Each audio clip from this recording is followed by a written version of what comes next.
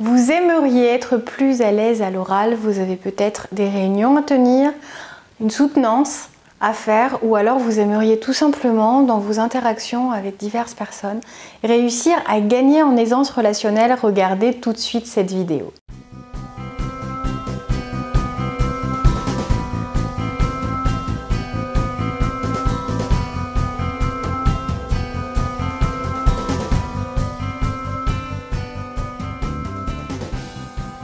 Bonjour à tous, je m'appelle Valérie Sauvage et je travaille en tant que coach pour accompagner ceux et celles qui ont envie de développer et de révéler ce potentiel qui sommeille en vous tous.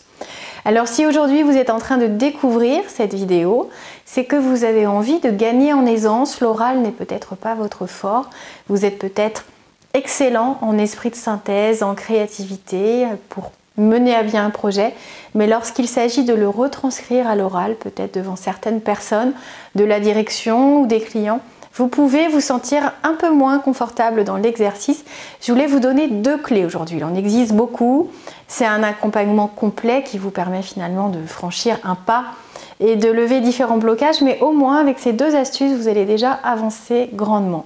Alors comprenez que l'exercice à l'oral, pour que vous soyez plus à l'aise, repose sur déjà la maîtrise de votre sujet. C'est-à-dire que si vous y allez en ayant l'impression de ne pas savoir ce que vous devez savoir, et si vous craignez certaines questions ou certaines objections auxquelles vous ne saurez que répondre, ça va vous créer un inconfort qui va rendre l'exercice aussi désagréable pour vous que pour ceux qui vont vous voir prendre la parole, peut-être éluder certains points, certaines questions. Ils vont peut-être sentir votre malaise par rapport à des questions éventuelles, ne vont pas oser les poser. Alors ça peut vous arranger, c'est pas l'idée. Ce qui est, c'est qu'en fait, la préparation est vraiment une condition essentielle pour que vous soyez à l'aise. C'est vrai que l'improvisation est un exercice dans lequel vous pouvez vous sentir plus à l'aise. Certains, oui. Alors moi, je préfère l'improvisation, par exemple. Je prends la parole en public très régulièrement, que ce soit pour des conférences, pour des séminaires, mais aussi quand je prépare certains de mes clients à la prise de parole. Pour autant, quand on a un message à livrer, on sait quel message, comment, quels sont les points, comment est-ce qu'on arrive finalement à créer du lien, comment est-ce qu'on arrive à rendre intéressant le projet et à marquer les esprits. Ça, c'est une préparation. C'est aussi parce que je le fais depuis des années, que ça fait partie de mes spécialités. Vous ne vous jetez pas clairement dans le grand bain sans avoir correctement préparé ce que vous aviez à dire. Je ne vous dis pas de préparer un texte dans sa globalité, de l'apprendre par cœur et de le dérouler, même si certains arrivent à faire ça, mais clairement c'est plus compliqué que de partir avec une trame, avec un message, un seul message, celui qu'on souhaite faire passer. Et si jamais on a plus de messages à livrer, n'en dépassez jamais 3. Les gens sinon vont être noyés, vous allez perdre leur attention, et ils ne vont pas ressortir forcément avec le message que vous souhaitiez qu'ils conservent en priorité. Donc essayez d'être efficace, concis, précis sur les points, les messages à retenir et préparez les choses pour bien lancer votre accroche, pour savoir comment vous allez terminer. C'est-à-dire qu'on travaille intensément l'introduction, intensément la conclusion, ensuite les points étapes, mais sans rentrer dans la formulation exacte et l'apprentissage par cœur du discours.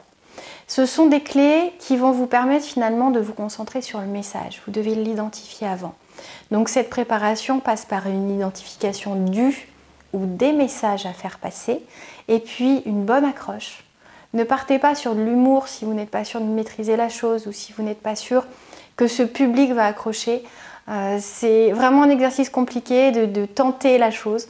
Donc si vous n'êtes pas déjà foncièrement à l'aise, ne vous mettez pas en difficulté inutilement. Ensuite, la conclusion permet vraiment d'achever sérieusement et avec professionnalisme la chose.